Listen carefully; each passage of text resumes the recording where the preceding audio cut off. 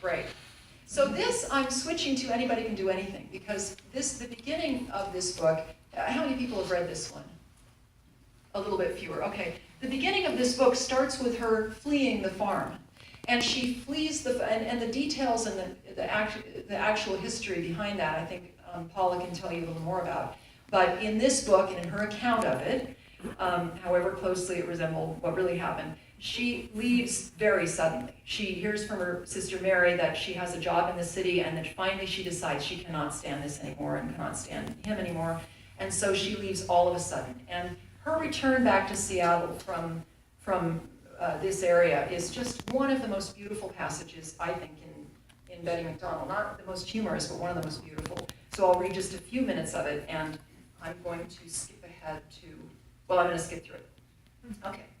I checked the bus schedule, dressed the children and myself in our town clothes, stuffed my silver fish fork, my graduation ring, and a few other things into a suitcase, wrote a note to my husband, and leading 3-year-old Anne by the hand and carrying 1.5-year-old Joan and the suitcase, set off across the burn toward the 6 o'clock bus to Seattle. It was not an easy walk.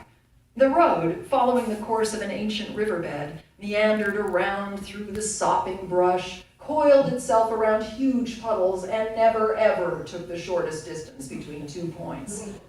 When we made sorties into the brush to avoid the puddles, the Salal and Oregon grape drenched our feet and clawed vindictively at my one pair of silk stockings. Every couple of 100 feet, I had to stop and unclamp my purple hands from the suitcase handle and shift the baby to the other hip. Every half-mile or so, we all sat down on a soaking stump or log to rest. The rain was persistent and penetrating, and after the third rest, all of our clothes had the uniform dampness of an ironing folded down the night before. The children were cheerful and didn't seem to mind the discomforts. I was as one possessed. I was leaving the dreary monotony of the rain and the all-encompassing loneliness of the farm to go home to the warmth and laughter of my family. And now that I was started, I would have carried both children and the suitcase, forded raging torrents, and run that last never-ending mile with a white Russian on each shoulder. Just before we got to the highway, the road had been taken over by some stray cows and a big Jersey bull. Under ordinary circumstances, this would have meant climbing a fence and going a half-mile or so out of our way, because I am scared to death of bulls, especially Jersey bulls. Not that day. "Get out of my way!" I shouted at the surprised bull, and small Anne, brandishing a twig, echoed me.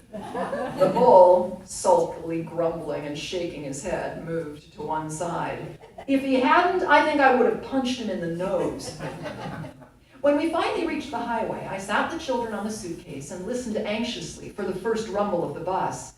I knew that I would have to depend on hearing it, because the highways had been braided through the thick green tresses of the Olympic Peninsula by some lethargic engineer who apparently thought that everyone enjoyed bounding in and out of forests, dipping down into farmyards, and skirting small rocks and hillocks with blind hairpin turns.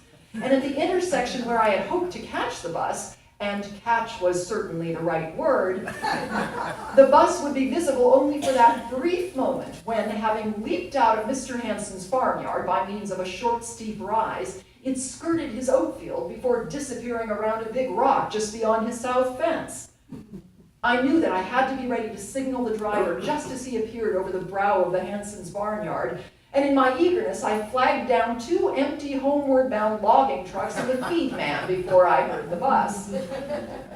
When its gray, snubbed nose peered over the hill, I rushed out into the road and waved my purse, but the driver saw me too late, and for one terrible, sickening instant, I thought he was going on and leave us to walk back up the mountains in the rain.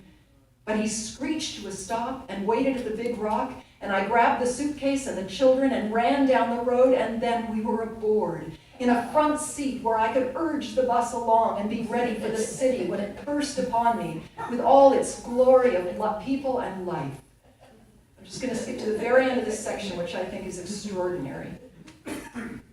So they get on the train, or they get on the ferry, they get on the train, or they get on the bus, and they keep going, and they're getting closer and closer to Seattle. And in those days, she describes how there was just no development. Isn't that weird to think about? And then the development gets a little bit bigger as they get into Seattle. And this is just the very final part of this. This is just extraordinary. Both children were now asleep, and their bodies warm and soft like dough against me. And I must have dozed too, for suddenly we were in downtown Seattle, and lights were exploding around me like skyrockets on the 4th of July. Red lights, blue lights, yellow lights, green, purple, white, orange, punctured the night in a million places and tore the black satin pavement to shreds. I hadn't seen neon lights before. They had been invented, or at least put in common use, while I was up in the mountains. And in that short time, the whole aspect of the world had changed.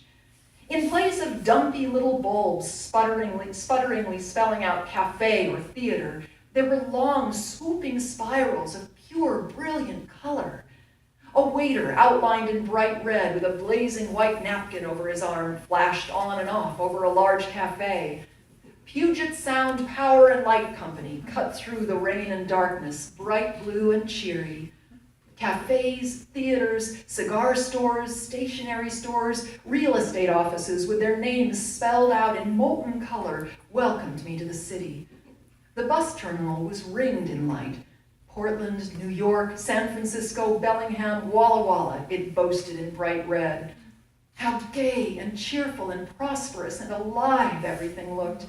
What a wonderful contrast to the bleak, snag-ridden, dark, rainy, lonely vista framed for 4 long years by the farm windows. The children had awakened, and their glazed, sleepy eyes reflected the lights as they flashed by. Then the faces of Mary and Dee Dee appeared right outside our windows, and that was the brightest rocket of all, the pièce de résistance of the entire show.